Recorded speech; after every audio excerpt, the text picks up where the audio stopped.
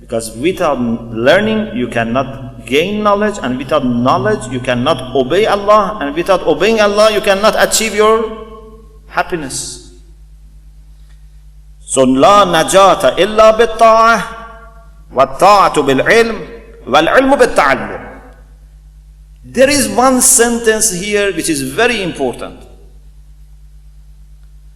One of the sentences that remained in my mind from the very first time I read this hadith, maybe, I don't know, more than 20 years ago, is this particular sentence. It's very beautiful. وَالتَّعَلُّمُ بِالْعَقْلِ يُعْتَقَدْ وَالتَّعَلُّمُ بِالْعَقْلِ يُعْتَقَدْ.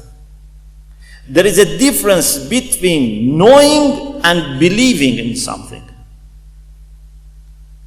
By learning, you can come to know something, but if you want to believe in that, you have to think about it. You have to rationalize. You have to get involved in reflection, meditation. I may be able to learn how to prove God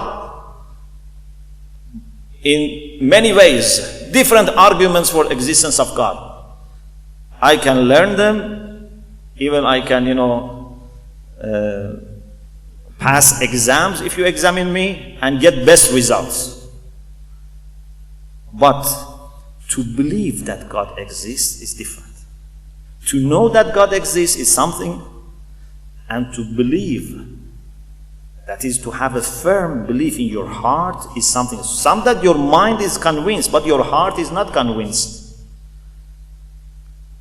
By the way, this is different from the way belief is used in some Western, literature, because sometimes when they say belief is less than knowledge, here what we say is different, because sometimes they believe without knowing something. What I am saying is different. Here we mean by belief to have firm understanding, conviction in your heart.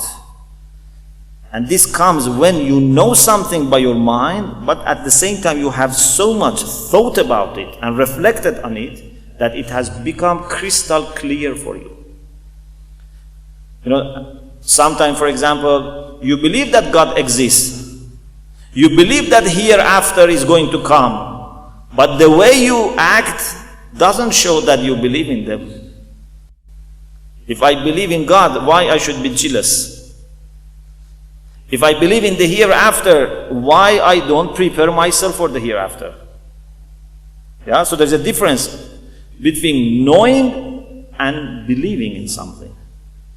If you want to believe in something, Imam Kazin alayhi salam said, you have to think about it.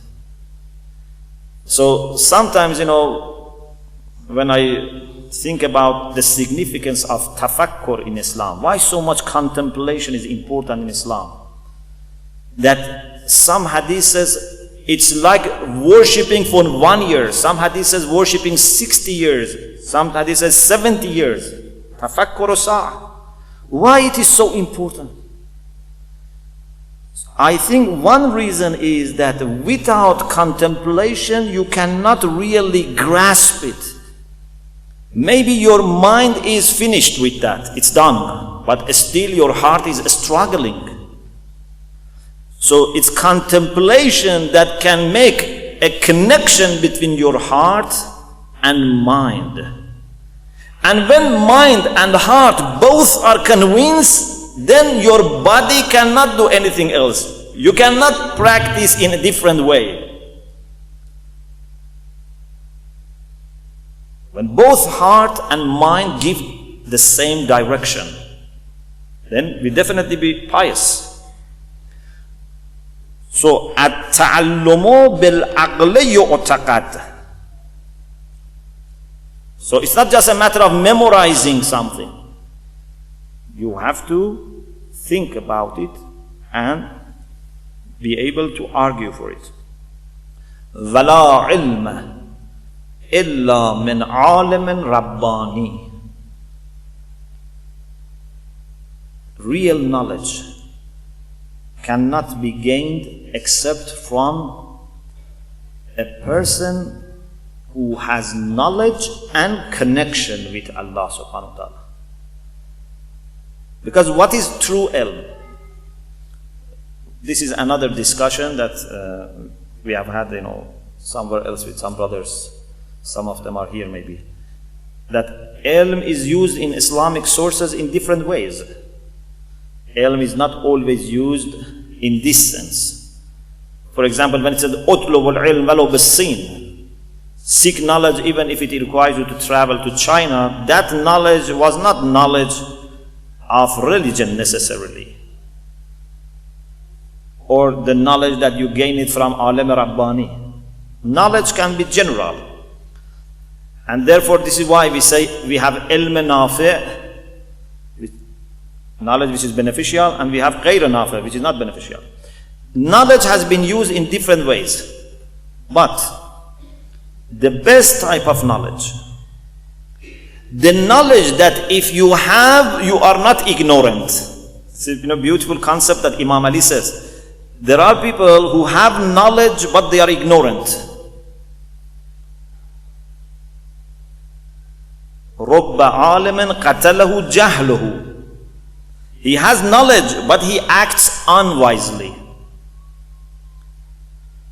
His mind is full of information, but his actions, which is the balance of what his mind and heart are doing, is not taking him to the right direction. So he's jahil. Jahil doesn't mean the one who doesn't know. Jahil means the one who doesn't act wisely, rationally.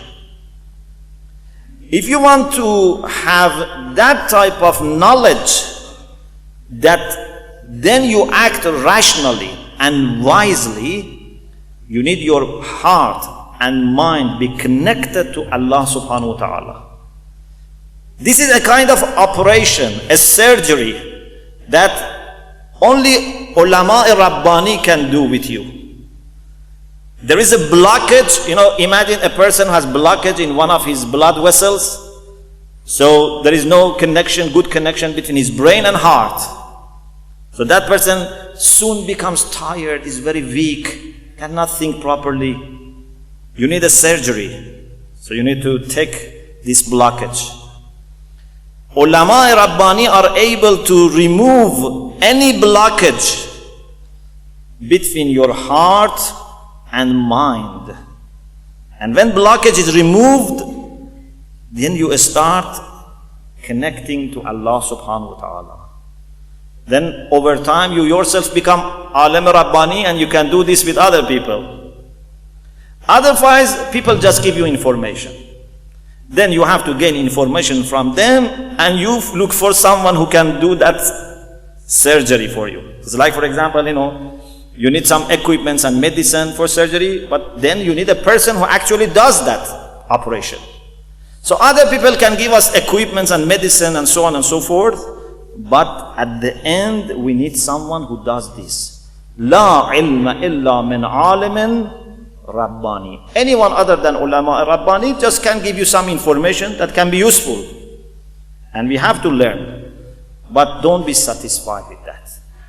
Even if you write lots of books and papers, but you don't feel there is a connection between heart, there is no harmony between your heart and mind, and you are not connected to Allah, so it's still half the way. Still half the way. Okay, I think we are approaching the time of Salat, so I stop here. The last thing that inshallah is last thing from this part that we have to discuss is وَمَعْرِفَةُ الْإِلْمِ بِالْعَقْلِ. Then Imam starts another phrase. So inshallah we start from مَعْرِفَةُ الْإِلْمِ بِالْعَقْلِ. May Allah subhanahu wa ta'ala enable us to seek the truth and act upon the truth inshallah all the time. May Allah subhanahu wa ta'ala bring harmony to our heart and mind and connect us to Himself inshallah. May Allah enable us to be in dunya at the service of ulama rabbaniyin, and inshallah in akhirah at the service of Ahlul Bayt alayhimus salam all the time. May Allah inshallah heal all the brothers and sisters who are ill. May Allah enrich all the people who suffer from poverty. May Allah bring peace and justice to this world by the appearance of Imam Mahdi Ajjalallahu Ta'ala Farajahu Sharif. And may Allah enable us to serve him before and after he comes. May Allah forgive all the mu'mineen who have passed away, especially those who have rise upon us, our parents, teachers, ulama, maraja, and the late Imam Khomeini. May Allah make them, all of them, inshallah, right now at the service of Ahlul Bayt and their guests. May Allah, inshallah, enable us to leave behind us good memories and lots of services for the sake of Islam and, inshallah, Allah subhanahu wa ta'ala. And may Allah, inshallah, keep our children, our youths, next generation on the right path, inshallah. Wa akhiru da'wana and alhamdulillah rabbil alamin.